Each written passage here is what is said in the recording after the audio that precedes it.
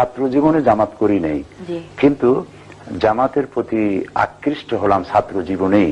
কারণ ওই সময় আমি ছোটসিনা মাদ্রাসা পড়তাম, এটা একটা পীর সাহেবের মাদ্রাসা। তখন আমি শুনতাম মাওলানা মওদুদী রহমতুল্লাহ আলাইহি তিনি এই বলেছেন সেই বলেছেন, বিরুদ্ধে অনেক কথা শুনলাম। তখন আমার জানতে ইচ্ছে হলো যে আসলে উনি কি বলেছেন। ওনার বইপত্রগুলি পড়লাম, দেখলাম যে ওনার বিরুদ্ধে যেসব অভিযোগ করা হয়েছে বইপত্রে সেগুলি নাই। তখন জামাতের প্রতি আমার একটা আকর্ষণ সৃষ্টি হলো। এরপরে আমার লেখাপড়া শেষ করলাম 1962 সনে, মাদ্রাসা শিক্ষার উচ্চশিক্ষা ডিগ্রি নিয়ে। তারপরে আমি ব্যক্তিগতভাবে কিছু রিসার্চ ইত্যাদি করেছি। 70-এর দশকে এসে আমি জামাতের রুকন হয়েছি। এবং জামাতে ইসলামীতে আসলাম কেন, এটা আপনার দ্বিতীয় প্রশ্ন। এটা হচ্ছে যে ইসলামে যেমন আল্লাহ তাআলা বলেছেন আকিমুস সালাত, নামাজকে প্রতিষ্ঠা করো, সেই আল্লাহ তাআলা আবার বলেছেন আন আকিমুদ্দিন ওয়ালা তাতাফাররাকু, তোমরা দ্বীনকে প্রতিষ্ঠা করো আর এ ব্যাপারে কোনো মতপার্থক্য সৃষ্টি করো না। নামাজ পড়া যেমন ফরজ, আল্লাহর হুকুম অনুযায়ী ব্যক্তি, পরিবার, সমাজ ও রাষ্ট্র পরিচালনা করা ঠিক তেমন ফরজ।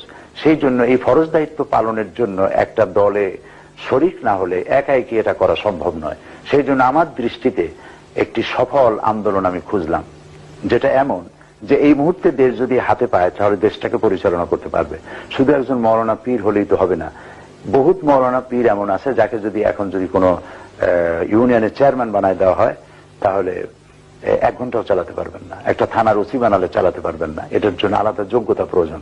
আলেম হওয়া, পীর হওয়া জিনিস, সমাজ পরিচালনা, রাষ্ট্র পরিচালনা ভিন্ন জিনিস। এগুলি জানতে হয়, পড়তে হয়।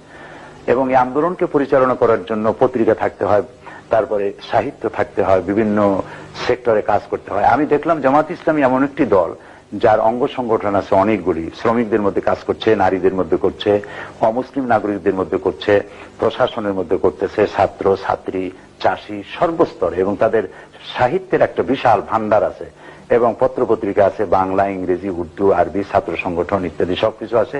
আমি ভাবলাম যে ইসলাম অনুযায়ী দেশকে পরিচালিত করতে হলে এরকম একটি যোগ্যতা সম্পন্ন একটি সুশৃঙ্খল সংগঠন আমার প্রয়োজন। এই প্রয়োজন ভেবেই আমি জামাত ইসলামীতে অংশগ্রহণ করেছি এবং একজন কর্মী হিসেবে কাজ করে যাচ্ছি।